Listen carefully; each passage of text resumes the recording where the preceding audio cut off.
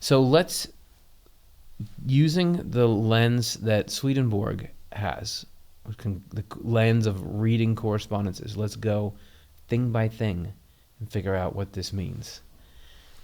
It's sort of an index of everything that is important about who Jesus is and what he is. And the first thing this demonstrates is the divinity of Jesus. Yes. That a person is actually God at the same time as being a person, which is like, you take it for granted, but that's something. Yes. Yeah, not like other people. And somehow this light that comes shooting out of his body also affects his clothes. So his clothing is also, which is, I could see, okay, so he has a divine nature that they haven't seen before. So now he's radiant. Why would it affect his clothing? Even my clothes are divine. I'm like you, but I'm not like you. This is what he's showing. So this is from Swedenborg's New Jerusalem 292.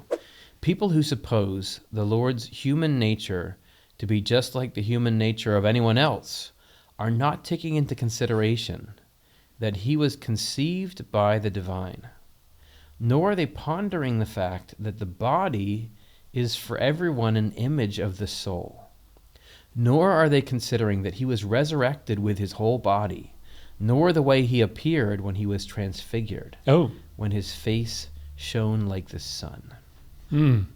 That's an interesting list, isn't it? Like, yeah, if you think he's just another human being. And another one I would sort of pile onto that list, that if you read the New Testament, if you think, okay, he's a wise person, he's a teacher, the things that he says about himself are either he's insane or he's God. I don't get sort of normal human being out of saying, I am the light come into the world. I am the way, the truth, and the light. Who says that? Yeah. Right. It's important to understand that the person there's these two parts to God.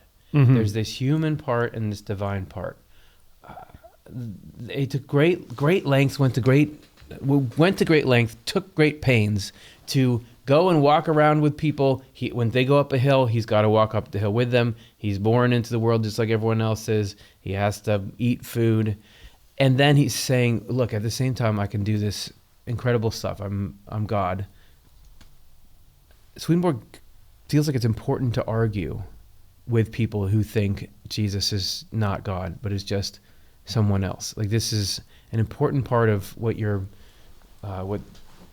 the foundation of your belief system needs to be, is that God is a person. God was this particular person. Yes. Yeah, and I've known a number of people who see him as a wise teacher and would put him on the same dignified shelf with the Buddha and with other, like other great teachers.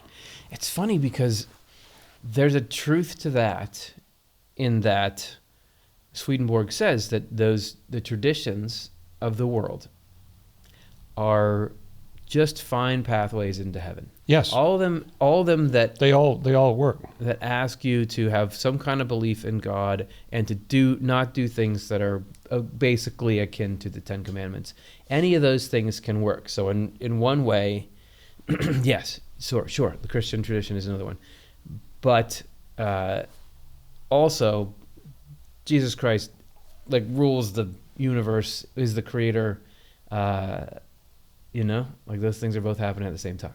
Yeah, and he emphasized in that statement you just read that they had basically one divine and one human parent. So he's kind of a hybrid, right? He's got this divine heredity and this human heredity mixed in there together, so that his soul and spirit, at a deep level, he's divine. But on the outside, ordinary human being who has to go through teething and teens and all the stages. Okay. I feel like I'm trying to get that all the way grasped, but I think we can work toward that. Like, what is it? What is the essential nature of that? Why do we have to know that? He says this, Swedenborg says this extra thing about it. It is true that the Lord was born like any other human and received human frailty from his mother, but he banished this human nature so thoroughly that he was no longer Mary's son. He made the humanity in him divine, which is what is meant by saying that he was glorified. He also showed Peter, James, and John, when he was transfigured, that he was a divine human. Aha. Right. And I know Swedenborg mentions that little detail, that although the Bible refers to Mary as his mother, he always, for some reason, calls her woman. He doesn't say mom or something. We go through our own little version of this process, which is called rebirth, or being born again. Yeah. Which is there's a life that you start with, which is a self-centered, material-centered life. That's the things you understand and strive for is your own gain, reputation, honor, whatever. Yeah. And then material gratification. That's it. It's only throughout, or those things are the greatest things in life. That's how you start. They're in a sense the only thing, I mean, it's an entire world. That is the world. Isn't that what we're all doing? Yeah. But then there's this thing that happens over the course of your life when you become a new person. And the difference between the old person and the new person is that the most important thing, the thing that you care about the most, becomes goodness or love. Yeah. Or what is right. That's the difference. Is now what's right. I get the deepest satisfaction in life from knowing that what is right is done, that I am serving what is good and right. That takes the place of myself. Instead of the greatest thing in existence is myself, the greatest thing, at first it can kind of be the greatest thing is the people I know and love, so I'll kind of care about them. But eventually it's goodness. It's so that no matter where I am with whoever, I want what's good and right and fair and just to happen to everyone. That's the new person. And that's our mini version of what Jesus did, which was he started with the same human heredity everyone had. He turned it divine. We are slowly emptying ourselves out so that the divine in it so that we receive the divine. Okay? We're trying to do our own little teeny transfiguration. Yes, that's right. Okay? And it's making me think, for some reason, some random reason, of that wonderful clip that came out a few years ago. Do you remember? I think it was a Wimbledon's final. It was some important tennis match. There's a whole crowd of people watching the match, and there's two guys slugging it out there. And then the one guy says something to the other guy like, you should challenge that call, because the ump called it in, and he said, I think that was actually your point. Yeah. That's exactly challenge right. the call. And the noise in the audience, what was so amazing was everybody's like, what in the history of ever, who does that?